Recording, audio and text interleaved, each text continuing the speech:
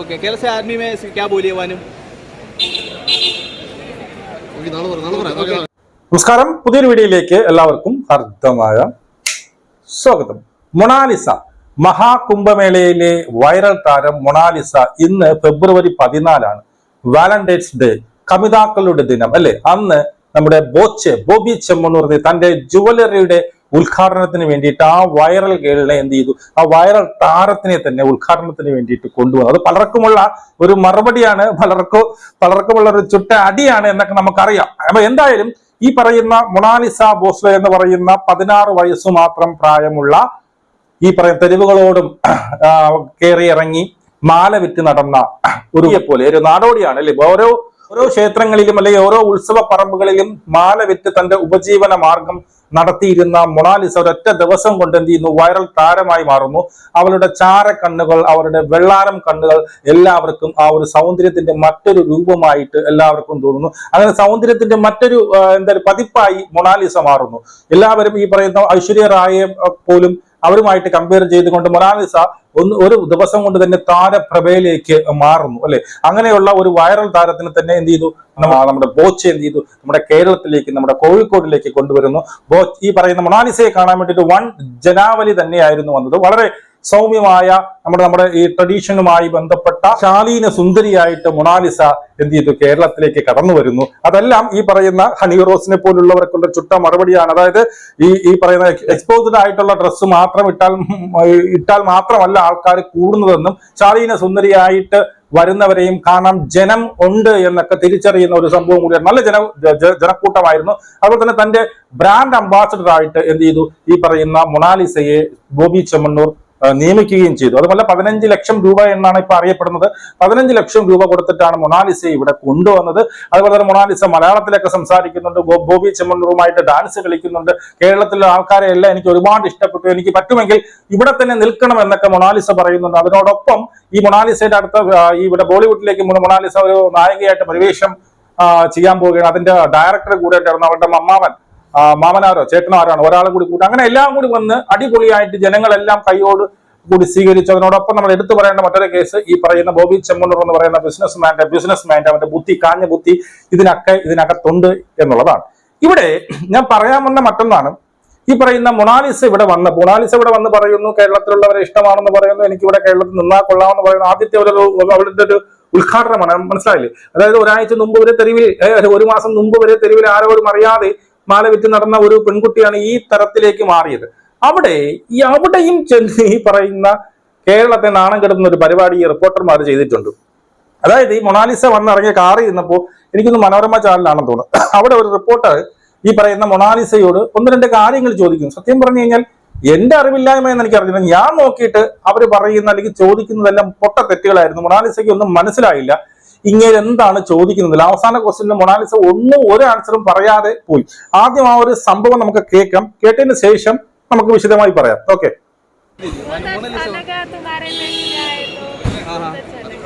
First time कैसे केरल से first आए गए, केरल से फर्स्ट में आए गए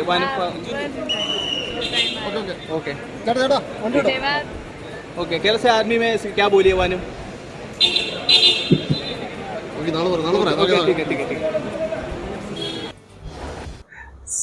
നിങ്ങൾക്ക് വല്ലതും മനസ്സിലായോ ഇവിടെ ഇവൾ എന്താണ് ചോദിച്ചത്, എന്തുകൊണ്ടാണ് മൊണാലിസ ലാസ്റ്റത്തെ ക്വസ്റ്റ്യന് ഉത്തരം പറയാത്തതെന്ന് മനസ്സിലായോ? വേണമെങ്കിൽ ഒരിക്കൽ കൂടി നമുക്കത് കേട്ടിട്ട് എന്താണ് പുള്ളി ചോദിക്കാൻ ഉദ്ദേശിച്ചത് എന്നുള്ളത് നമുക്ക് നോക്കാം.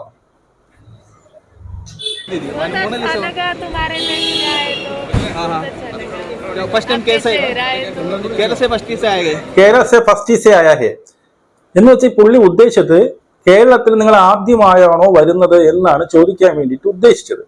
കേരളമേ തും ഫസ്റ്റ് ടൈം ആ രഹി ഹോ എന്നാണ് നമ്മൾ ചോദിക്കാനുള്ളത് ഹിന്ദിയിൽ, എന്റെ അറിവ് ശരിയാണെങ്കിൽ. അതിൽ പുള്ളി ചോദിച്ചത് കേരള ഫസ്റ്റീസെ ആരെയോ. ആദ്യം ഈ മൊണാലിസയ്ക്ക് ഇത് മനസ്സിലാവുന്നില്ല. മൊണാലിസ വീണ്ടും എന്താണെന്ന് ചോദിക്കുന്നു, ഒന്നുകൂടെ കാണാം. കേരള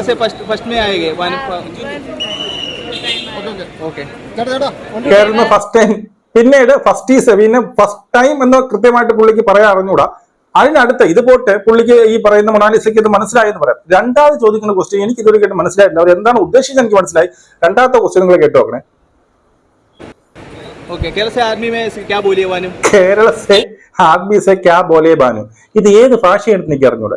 കേരള സെ ആദ്മി സെ ക്യാ ബോലെ ബാനു എന്നാണ് ഇവർ ചോദിച്ചത്. യഥാർത്ഥത്തിൽ ഇവര് ഈ പുള്ളി ചോദിക്കാൻ ഉദ്ദേശിച്ചത്, അതായത് നമ്മുടെ ഇവിടെയുള്ള ജനങ്ങളെ കുറിച്ച് താങ്കൾക്ക് എന്താണ് പറയാൻ ആഗ്രഹിക്കുന്നത് എന്നുള്ളതാണ്. മനസ്സിലായോ? അതാണ് ഈ പുള്ളി ചോദിച്ചത്. കേരള സെ ആദ്മി സെ ക്യാ ബോലെ ബാനു എന്ന് പറയുന്നത് സത്യം പറഞ്ഞ മൊണാലിസയ്ക്ക് അത് കേരള ആദ്മിക്ക് ബാരെ മേ ആപ്കോ ക്യാ കഹനാ ചാഹത്തെ ഹോ അങ്ങനെയാണ് ചോദിക്കാനുള്ളത്. മനസ്സിലായോ? താങ്കൾക്ക് എന്താണ് പറയാനുള്ളത് എന്നുള്ളതാണ് യഥാർത്ഥത്തിൽ ചോദിക്കാനുള്ളത്. അപ്പൊ ഈ പുള്ളി ചിലപ്പോ ഹിന്ദിയുടെ അറിവ് ഇല്ലായ്മയായിരിക്കും, അല്ലെങ്കിൽ ടെൻഷൻ കൊണ്ടായിരിക്കാം. പക്ഷെ ഈ മൊണാലിസയ്ക്ക് അത് മനസ്സിലാവുന്നില്ല. നോക്കൂ,